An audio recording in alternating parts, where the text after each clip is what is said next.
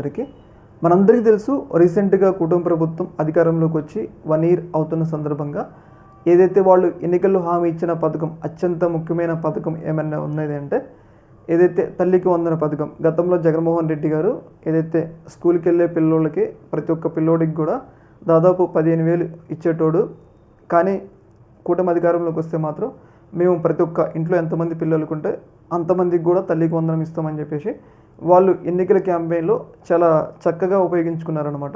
ఈ క్యాంపెయిన్ అనేది కూటమి గెలవడానికి కూడా అత్యంత ముఖ్యమైన పాత్ర పోషించిందనటంలో ఎలాంటి సందేహమైతే లేదు. అయితే ఇప్పుడు ఏదైతే చాలామంది తల్లులకి అకౌంట్లో తల్లికి వందనం డబ్బులు పడినాయి అనమాట. పడిన తర్వాత టీడీపీ పార్టీ ఆ పాజిటివ్నెస్‌ని తనకు అనుకూలంగా మార్చుకుంటుంది. ఏందంటే ఏదైతే చాలామంది ముగ్గురు, నలుగురు పిల్లల దగ్గరికి వెళ్ళి పెద్ద ఎత్తున వీడియోలు షూట్ చేసి చూశారు కదా, జగన్మోహన్ రెడ్డి ఒక్కళ్ళకి ఇస్తే మేము నలుగురికి ఇస్తున్నామని చెప్పేసి చంద్రబాబు నాయుడు గారు ప్రభుత్వం అంటే ఇలా ఉంటుందని చెప్పేసి ఏదైతే వాళ్ళు వైసీపీ పార్టీ కౌంటర్గా ఏదైతే ఇప్పుడు ఈ తల్లికి వందన పథకాన్ని తమ అనుకూలంగా మార్చుకుంటున్నారు. ఆబ్వియస్లీ వాళ్ళు ఇచ్చారు కాబట్టి వాళ్ళు ప్రచారం చేసుకోవడంలో తప్పులేదు. అయితే ఈ యొక్క ఎంటైర్ విషయాన్ని వైసీపీ చాలా చక్కగా కౌంటర్ చేస్తుంది. అంటే ఎలా కౌంటర్ చేస్తుందంటే ఈరోజు చంద్రబాబు నాయుడు గారు ఏదైతే ఇంట్లో ఎంతమంది పిల్లలు ఉంటే అంతమంది తల్లికి వందన ఇవ్వడానికి కారణం ఏంటి అంటే జగన్మోహన్ రెడ్డి గారు ఆయన 2019 నుంచి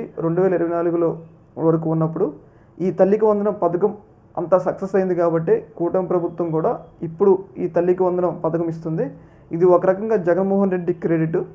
అలాగే ఒకవేళ జగన్మోహన్ రెడ్డి గారు తన అధికారంలో ఉన్నప్పుడు ఏదైతే అమ్మఒడి పథకం ప్రవేశపెట్టకపోయి ఉంటే ఈరోజు ఇంతమంది వ్యక్తులకి, తల్లులకి తల్లికి వందనం పథకం అందేదా అనే వాదన అయితే వాళ్ళు చాలా పెద్ద ఎత్తున రైజ్ చేస్తున్నారు.